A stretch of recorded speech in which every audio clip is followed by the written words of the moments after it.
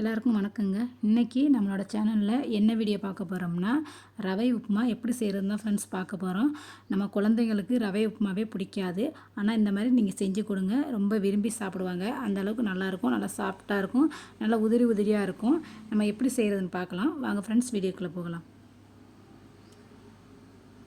First pan நல்லா heat பண்ணிக்கோங்க. Heat பண்ணதுக்கப்புறமா நமக்கு தேவையான அளவுக்கு மாவு சேர்த்துக்கலாம். இன்றைக்கி நான் ஒரு கப் அளவுக்கு ரவை எடுத்துக்கிறேன்.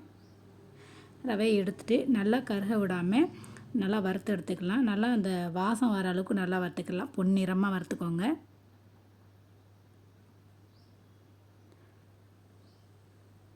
வறுக்கையிலே நல்லா ஸ்மெல் வருது பாருங்கள்.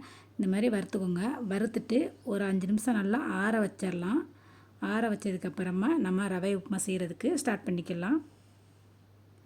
இப்போ ஒரு பேன் நல்லா ஹீட் பண்ணிவிட்டு தேவையான அளவுக்கு ஆயில் சேர்த்துக்கோங்க. ஆயில் நல்லா ஹீட் ஆனதுக்கப்புறமா 1/2 ஸ்பூன் கடுகு சேர்த்துக்கோங்க. அது கூடவே 1/2 ஸ்பூன் உளுந்து சேர்த்துக்கோங்க. அது கூடவே 1/2 ஸ்பூன் கடலைப்பருப்பு சேர்த்துக்கோங்க. எல்லாம் நல்லா பொரிஞ்சதுக்கப்புறமா ஒரு வெங்காயம் எடுத்து சின்னதாக கட் பண்ணிவிட்டு நம்ம அது கூடவே சேர்த்துக்கலாம்.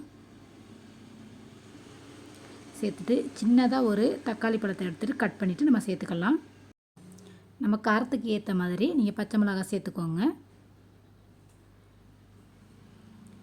தேவையான அளவுக்கு கருவேப்பிலை சேர்த்துக்கோங்க.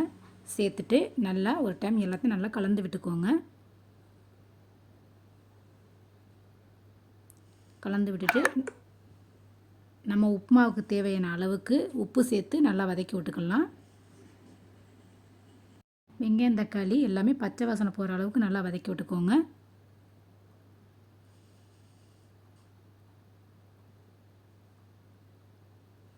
வெங்காயம் தக்காளி பச்சை வாசனை போகிற அளவுக்கு நல்லா வதக்கியாச்சு. இந்த டைமில் நம்ம ஏற்கனவே வறுத்து வச்ச ரவையை நல்லா ஆற வச்சுட்டு இப்போ நம்ம சேர்த்துக்கலாம்.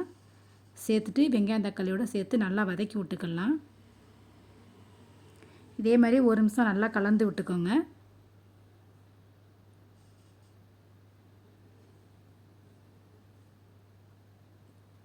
இந்த டைமில் ஒரு கப் ரவை எடுத்துருக்கோம். நம்ம அதே கப்பால் 1.5 கப் அளவு தண்ணி எடுத்து இன்னொரு அடுப்பில் நல்லா கொதிக்க வச்சுக்கலாம். அந்த கொதிக்க வச்ச தண்ணி எடுத்து நம்ம கொஞ்சம் கொஞ்சமாக சேர்த்துக்கலாம்.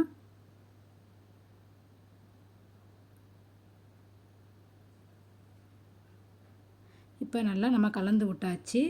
இப்போ நம்ம ஏற்கனவே ஹீட் பண்ணி வச்சுருக்க தண்ணியை எடுத்து கொஞ்சம் கொஞ்சமாக சேர்த்து நம்ம மாவை நல்லா கலந்து விட்டுக்கலாம்.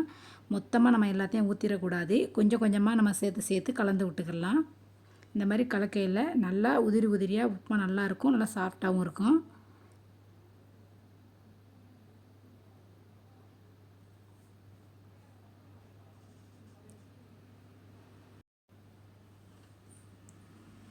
மாதிரி நம்ம இருக்கிற எல்லா தண்ணியும் சேர்த்துட்டு நீங்கள் கலந்து விட்டுக்கோங்க.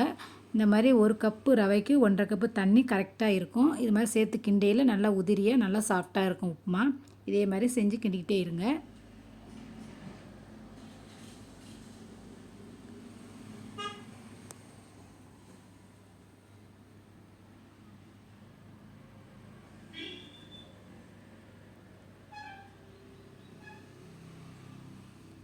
நல்லா கலந்து விட்டு இப்போ ஒரு நிமிஷத்துக்கு நம்ம அப்படியே மட்டப்படுத்தி விட்டுடலாம்.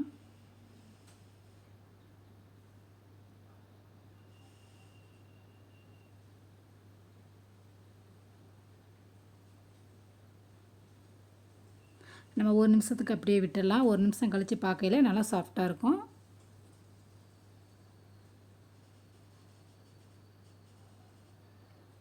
இப்போ ஒரு நிமிஷம் ஆயிடுச்சு. இப்போ நம்ம ஒரு வட்டம் நல்லா கலந்து விட்டுக்கலாம். அவ்வளோதான் ஃப்ரெண்ட்ஸ். பாருங்கள் ஃப்ரெண்ட்ஸ், நம்மளுடைய ரவை உப்புமா சூப்பராக வந்திருக்கு.